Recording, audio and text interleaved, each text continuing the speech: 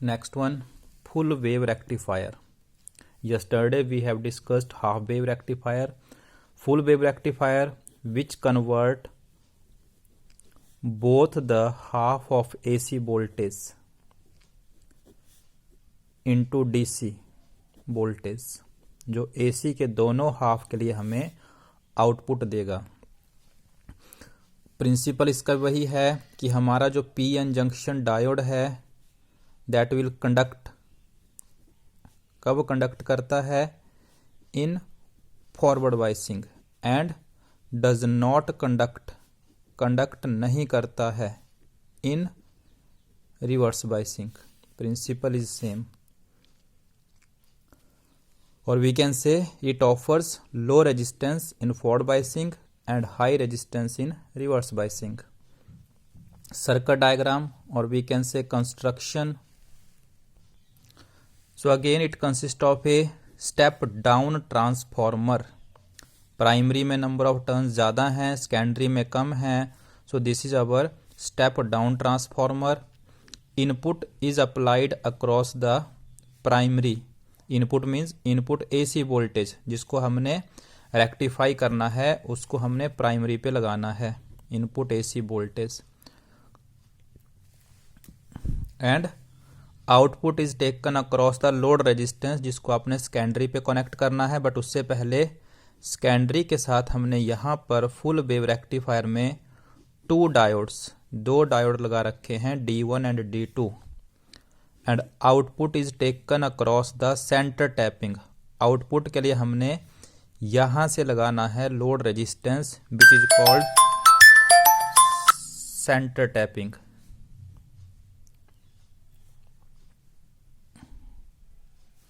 RL, center tapping.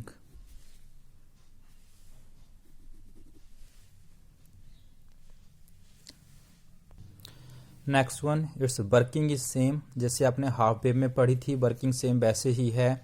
For the positive half of input AC, जब input AC का positive half आता है, flux in the primary coil changes, magnetic flux in primary coil and hence in secondary coil of the transformer changes। Magnetic flux क्या करेगी, change करेगी primary में भी, और ड्यू टू म्यूचुअल इंडक्शन के कंसेप्ट के अकॉर्डिंग सेकेंडरी में भी। As result of this induced EMF is setup, induced EMF setup हो जाएगी such that this induced EMF is such that upper end of secondary coil का upper end become positive and lower end of the secondary coil becomes negative। तो देखते हैं diagram में क्या होगा। अगर सेकेंडरी का अपर एंड पॉजिटिव हो गया है, लोअर एंड नेगेटिव हो गया है, then what we can say, diode D1 इसका P तो पॉजिटिव से कनेक्ट हो गया, D2 का नेगेटिव से कनेक्ट हो गया P। तो हम कहेंगे as result of this diode D1 is in the forward bias and hence it will conduct, and diode D2 is in the reverse bias. D2 reverse biasing में आ गया है। It offers high resistance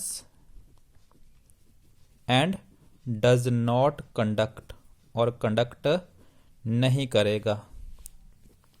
तो it means हमें input AC के positive half के लिए diode D1 से क्या मिल रही है, आउटपुट।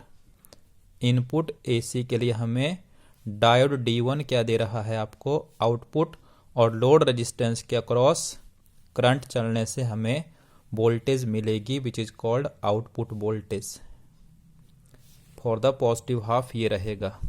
तो अगर मैं इस आउटपुट को यहाँ दिखा दूं तो इनपुट AC के पॉजिटिव हाफ के लिए आपको आउटपुट कौन दे रहा है, D1, output due to D1।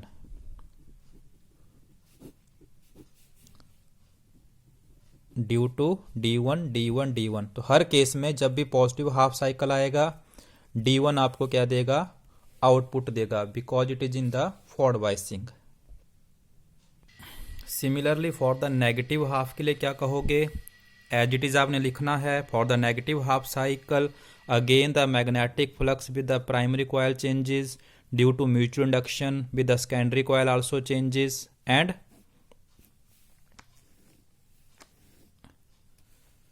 induced EMF is set up in the secondary coil such that, अब क्या रहेगी induced EMF, कुछ ऐसी रहेगी, upper and become negative and lower and becomes positive।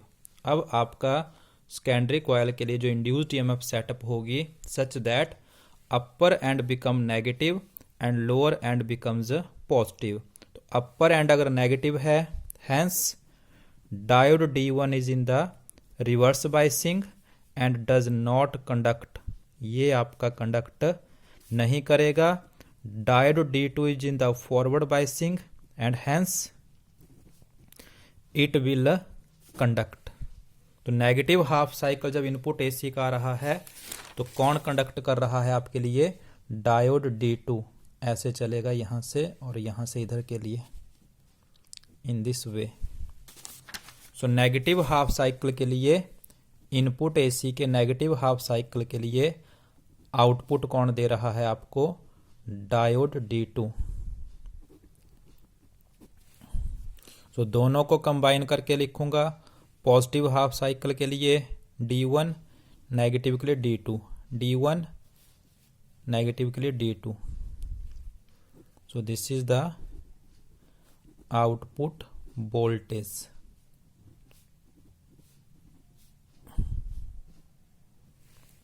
और इनपुट आउटपुट वेव फॉर्म।